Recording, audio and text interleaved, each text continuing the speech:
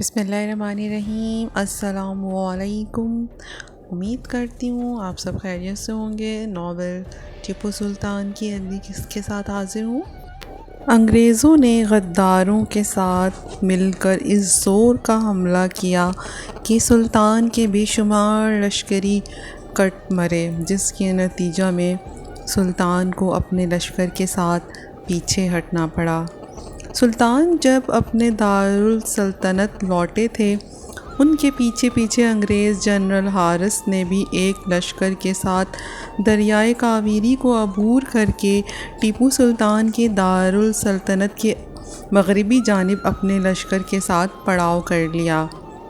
آخر انگریزوں اور اس کے ماتحتوں کے سارے لشکر سلطان کے دارالسلطنت پہنچ گئے اور دشمنوں کا سیلاب بے پناہ سرنگا پٹم کے قلعہ کی دیواروں سے ٹکرانے لگا۔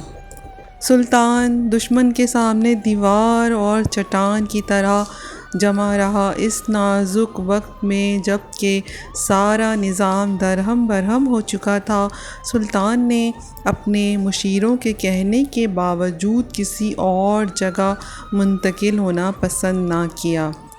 سب سے پہلے سلطان نے جگہ جگہ قلعہ کے اوپر لشکر مقرر کیے، ان پر سالار بٹھائے، لیکن حالات ابتر ہو رہے تھے۔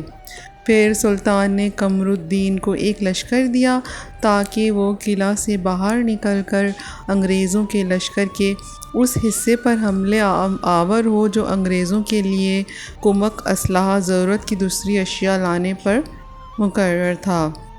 اس کے علاوہ اپنے بہترین سالار رشید غفار کو سلطان نے مذکورہ محاذ پر اس کے حصے کے لشکر کے ساتھ مقرر کر دیا تھا۔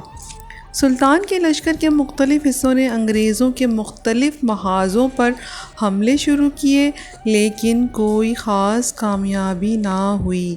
اس کے باوجود انہوں نے انگریزوں کو روکے رکھا۔ تاہم جب انگریز مہتاب باغ کی طرف سے حملہ آور ہوئے تو جہاں سلطان کا خیر خواہ جاں-نثار سید غفار اپنے حصے کے لشکر کے ساتھ تھا، اس نے اپنے لشکروں کے ساتھ بہترین جنگی مہارت اور نہایت جرأت و دلیری کے ساتھ انگریزوں کے ساتھ مقابلہ کیا اور اپنے دلیرانہ حملوں سے اس نے انگریزوں کے بہت سے لشکریوں کو موت کے گھاٹ اتار دیا۔ انگریزوں نے بڑی کوشش کی کہ مہتاب باغ کی سمت سے حملہ آور ہو کر اپنی کامیابی کا دروازہ کھول دیں، لیکن ہر بار سلطان کے اس وفادار سالار غفار نے انگریزوں کو بے پناہ نقصان پہنچاتے ہوئے پیچھے ہٹنے پر مجبور کر دیا۔ اس موقع پر سلطان کے غداروں نے انگریزوں کا کام آسان کر دیا۔ انہوں نے سلطان کو مشورہ دیا کہ غفار خان کو وہاں سے ہٹا کر کسی اور محاذ پر مقرر کیا جانا چاہیے۔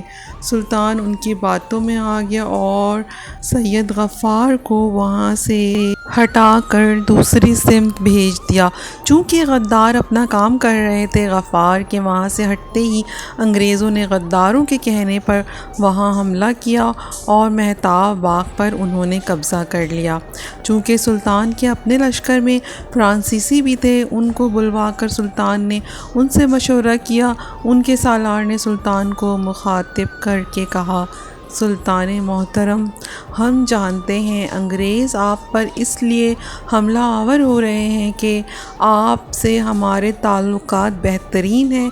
اس موقع پر میں یہی مناسب سمجھتا ہوں کہ آپ سارے لاؤ لشکر سمیت خزانہ، توپ خانہ اور اپنی خواتین و لواحقین کو لے کر قلعہ سے نکل جائیں اور چینل ورک کی طرف چلے جائیں۔ دوسری طرف یہ صورت ہے کہ مجھے اور دوسرے فرانسیسیوں کو انگریزوں کے حوالے کر دیں، اس لیے کہ اس جھگڑے کی وجہ ہم ہی ہیں۔ جب فرانسیسی سالار نے سلطان سے یہ کہا تو سلطان نے یہ جواب دیا، تم غریب الوطن ہو اور ہمارے مہمان ہو، لہٰذا تمہارے لیے ہم ساری سلطنت کی تباہی برداشت کر سکتے ہیں، لیکن کسی بھی حال میں تم کو دشمنوں کے حوالے کرنے پر راضی نہیں ہو سکتے۔ اس موقع پر فرانسیسیوں نے ایک اور مشورہ دیا کہ آپ قلعہ کی حفاظت ہمارے حوالے کر کے اپنے لشکریوں کے ایک طرف ہٹا لیں، ہم انگریزوں کا مقابلہ کرتے ہیں۔ اس سلسلے میں سلطان نے میر صادق سے مشورہ کیا تو وہ غدار کہنے لگا کہ حضور، یہ بات روشن ہے کہ فرانسیسیوں نے کسی کے ساتھ وفاداری نہیں کی، جیسے ہی قلعے کی حفاظت ان کے حوالے کریں گے وہ قلعہ پر انگریزوں کا قبضہ کرا دیں گے۔ یہ دونوں قومیں اپنی قومیت میں ایک اور ایک زبان ہیں۔ فرانسیسیوں کے اصرار کرنے پر سلطان نے منتقل ہونے کا فیصلہ کیا اور سامان بدھوانے کا حکم دے دیا۔ اس سلسلے میں سلطان نے مجلس و مشاورت طلب کی اور مشورہ کیا تو اس موقع پر غدار سالار الزماں نے سلطان سے کہا، حرم شاہی، ملکہ عالیہ، خزانہ اور اہل و خانہ وغیرہ کو روانہ کر دینے کی وجہ سے آپ کی موجودگی کے باوجود آپ کے جانثار ہمت ہار بیٹھیں گے اور دارالسلطنت کا شیرازہ منتشر ہو کر رہ جائے گا، اور یہ اقدام ہرگز ہمت شاہانہ کے شایان شان نہیں ہے۔ تو پیارے سامعین، اگر ویڈیو پسند آئے تو پلیز میرا چینل سبسکرائب کریں۔ شکریہ۔